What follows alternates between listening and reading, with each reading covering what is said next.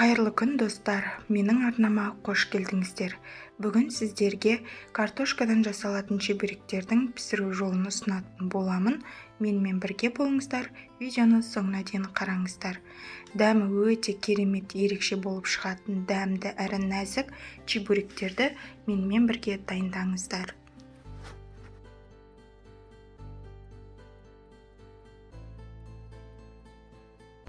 Алдымен салмасын дайындауға кірісеміз. 4 дана картопты алып, жұқалап тураймын. Менің картоптарым тез пісу үшін дәл осындай етіп пісіріп алатын боламын. Неке ыдысымызға салып, үстінен салқын су құйып, газымызға 1 шай қасық тұз салып қоятын боламыз. Қақпағын жауып пісіріп аламыз. Сонда сіздің картоптарыңыз тез пісетін болады.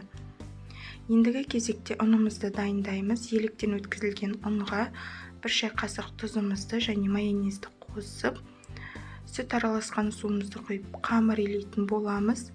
Толық грамдарын төмендегі описание бөліміне жазып қалдырамын. Дәл осындай етіп қамыр илеп аласыздар. Толық қамырдың июін қадағаласаңыздар, сіздің қамырыңыз керемет болып шығады.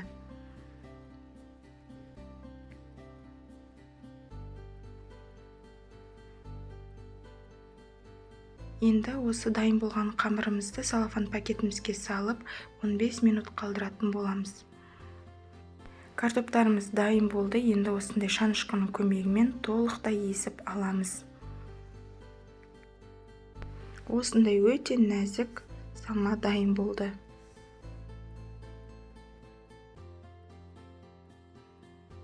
Ендігі кезекте қамырымызды бірнеше бөліктерге бөліп алатын боламыз.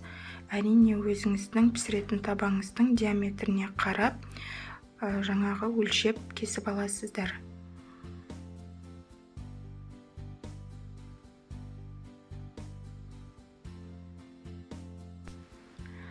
Қамырымызды оқтаудың көмегімен жайып алатын боламыз. Өте жұқа да емес, өте қалың да емес, орташа көлемде жайып алсаңыздар болады.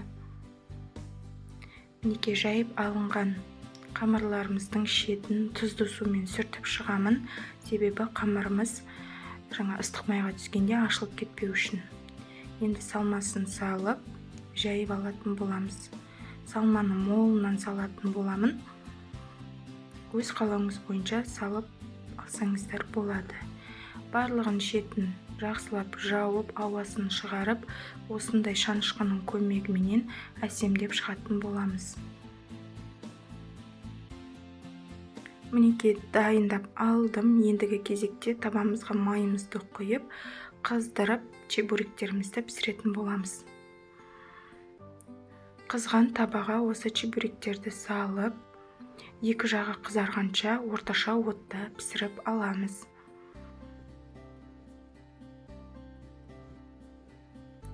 Қамырыңызда өте нәзік болып шығады. Осы рецептпен дайындап көруді сіздерге кеңес беремін. Міндетті түрде ұнайды деген сенімдемін. Үнемі осы рецепт бойынша дайындап тұрамын. Біздің үйде барлығы осы чебуректерді жақсы көреді. Достар, егер менің арнам сіздерге ұнап жатырса, арнама тіркеліп, лайк басып пікір қалдырсаңыздар өте қуанышты боламын. Және де өз достарыңызбен де бөлісе кетіңіздер. Қалған бөліктерінде дәл осылай пісіріп алатын боламыз.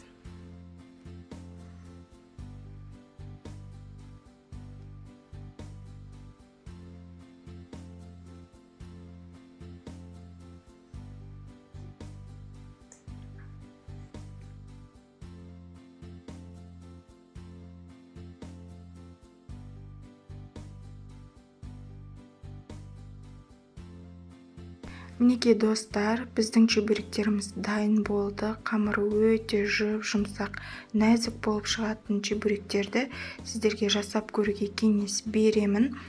Егер менің арнам ұнаса, лайк, комментарий қалдыруды ұмытпаңыздар. Сіздермен болған Замира. Астарыңыз дәмді болсын.